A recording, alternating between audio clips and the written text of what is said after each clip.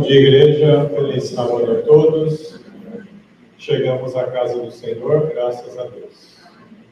Vamos ler a palavra de Deus em 1 Reis, capítulo 19.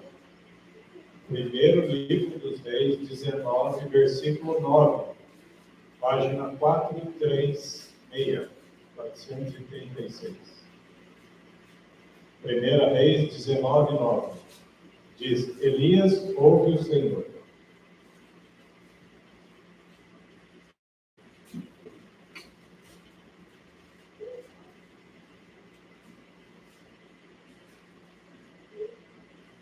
Todos acharam?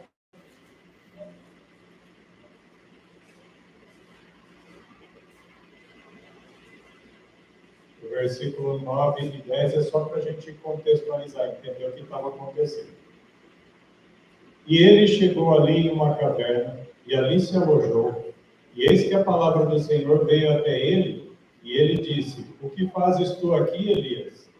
E ele disse: Tenho sido muito ciumento pelo Senhor, Deus dos exércitos, ou seja, tenho sido zeloso, cuidadoso, porquanto os filhos de Israel têm abandonado o teu pacto, lançado abaixo os teus altares, e matado os teus profetas com a espada. E eu restei. E eles buscam pela minha vida para me tirarem. Aí diz o Senhor, que é o texto principal dessa manhã. E ele disse: Sai, põe-te de pé sobre o monte diante do Senhor. E eis que o Senhor passou sobre ele, e um vento grande e forte rasgou os montes. Imagina a força de um vento para rasgar as montanhas. E fez em pedaços as rochas diante do Senhor. Mas o Senhor não estava no vento. E depois do vento, um terremoto. Mas o Senhor não estava no terremoto. E depois do terremoto, um fogo. Porém, o Senhor não estava no fogo. E depois do fogo, uma voz calma e baixa. E assim foi quando Elias ouviu isso, que ele envolveu a face com seu manto e saiu, e pôs-se de pé à entrada da caverna. Elias passou por uma experiência de 3 fenômenos assim assustadores, e não era o momento de Deus falar. As obras de Jesus são dessa maneira. As obras de Cristo não somente atestam que ele é o Messias, como o modo que Jesus ia estabelecer o seu reino. Todos esperavam que Jesus fosse um rei que ia destruir os romanos e que ia fazer o vento destruir as rochas, o fogo destruir tudo, mas Cristo veio, assim como se manifestou para Elias, como uma voz calma, como diz o versículo, uma voz calma e baixa.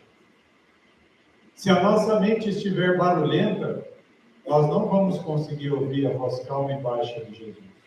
Se nós estivermos agitados, teria que ser alguma coisa que mexe com os sentimentos para a gente parar. Mas Jesus fala com uma voz calma e baixa. Se a nossa comunhão estiver afastada, não conseguiremos ouvir a voz do Salvador. O reino de Deus não vem com aparência exterior. Não é um monte de coisas se despedaçando. Olha para a vida de Jesus e vai comparando essas cenas que apareceram e como foi a vida do Salvador. A presença de Cristo, a mensagem, o reino de Deus que veio através de Jesus, vem mediante a suavidade da inspiração. Suavidade da inspiração da sua palavra. Pela operação interior do seu espírito. É quando Cristo suavemente fala ao teu coração e você recebe as palavras. Por isso Jesus disse: bem-aventurados os mansos, aqueles que necessitam de auxílios, pobres de espírito, aqueles que querem e reconhecem a dependência. É tudo suave. A comunhão da alma com Ele, que a sua vida vem através da inspiração e pela operação interior. Nesse momento, o Espírito de Deus está trabalhando na tua mente e no teu coração, tentando te falar sobre essa palavra. E durante todo o culto ele vai trabalhar dessa maneira, com uma voz calma e suave.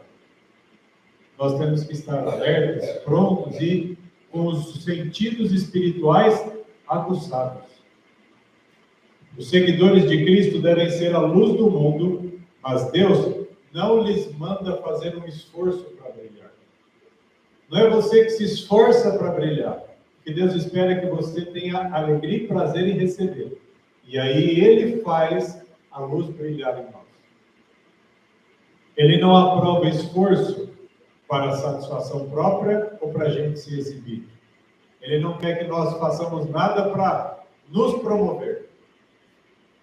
Ele deseja que a alma seja imbuída. A nossa alma, nossos sentimentos, as nossas faculdades inferiores devem estar completamente cheias das coisas do céu e dessa maneira as faculdades superiores governarão as inferiores. Sua firme fidelidade em todos os atos da vida será um meio de iluminação.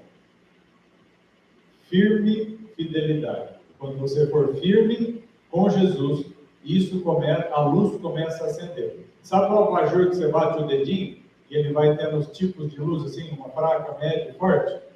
Conforme você vai deixando e sendo firme, a luz vai clareando até brilhar, como o sol que começa até o meio-dia. Riquezas, posições, caros equipamentos, arquiteturas e mobiliários não são essenciais.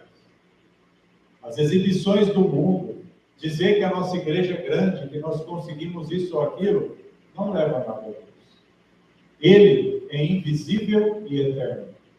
Não são as coisas visíveis que movimentam o mundo espiritual, mas o nosso Deus é invisível e eterno.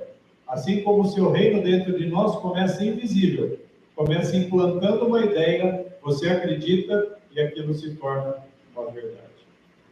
O primeiro, o exterior, nós estarmos aqui no sábado de manhã é um selo visível, as pessoas veem. Mas esse selo visível só tem sentido se Cristo estiver em nós e nós crermos e chamarmos esse dia deleitoso. Se nós não acharmos esse dia prazeroso, não adianta nada, a igreja está aberta ao sábado. Quantas igrejas estão abertas aos sábados e estão caídas? Não adianta, se a obra não estiver no interior. Quando Deus deu seu Filho ao nosso mundo, dotou os seres humanos com riquezas imperecíveis. Quando Jesus veio à Terra, Deus deu para nós riquezas que não têm preço algum, por causa do sacrifício de Jesus. E Cristo esteve perante os filhos dos homens com o acumulado amor da eternidade. Qual riqueza maior que Jesus veio trazer? O quanto de amor existe no céu veio através de Jesus. Essa é a maior riqueza. Se essa riqueza está em nós, então nós somos ricos e podemos brilhar. O esforço humano na obra de Deus terá eficiência comparado à nossa devoção. Quanto nós nos esforçamos por agradar ao Senhor, quanto mais eficiente nós seremos. Devemos nos distinguir do mundo, porque Deus pôs o seu selo. Ao escolher homens e mulheres, Deus não pergunta quanto você tem na conta, qual é a tua riqueza, qual é o carro que você pode me ajudar a usar, quantas casas você tem. Para chamar eu e você, Deus nunca perguntou quanto nós tínhamos de recursos, quanto tinha na conta. Aliás, quase todos estavam quebrados ou endividados. E Deus nos chamou para ser remanescentes, sendo que nós não tínhamos condição ou recurso, nem recurso para levantar a igreja, para construir, para reformar e adaptar a igreja, a gente tinha. Deus pegou pessoas que não tinham a condição nem financeira. Não é assim, ele tem isso, eu já vou. Não. Deus nos chamou, colocou de uma maneira totalmente imperfeita e as coisas foram acontecendo. E aí, a pergunta que Deus faz para nós no começo desse culto Está lá no capítulo 2 do Ciência do Bom Viver. Andam eles em tanta humildade que eu possa lhes ensinar o meu caminho? Será que a igreja consegue andar numa humildade de ouvir a voz mansa e calma, como ouviu Elias? Porque é só assim que eles vão ouvir eu falar. Posso pôr em seus lábios as minhas palavras? O Senhor pergunta para mim e para você. Eu posso colocar, Saulo, na sua vida? Eu posso colocar na igreja que você está à frente agora, nesse momento, as minhas palavras para que eles falem as minhas palavras? Aí a terceira pergunta que o Senhor nos faz: representar-me-ão? A igreja vai me representar? Deus pode usar cada pessoa exatamente na proporção em que pode introduzir o seu espírito no tempo da alma.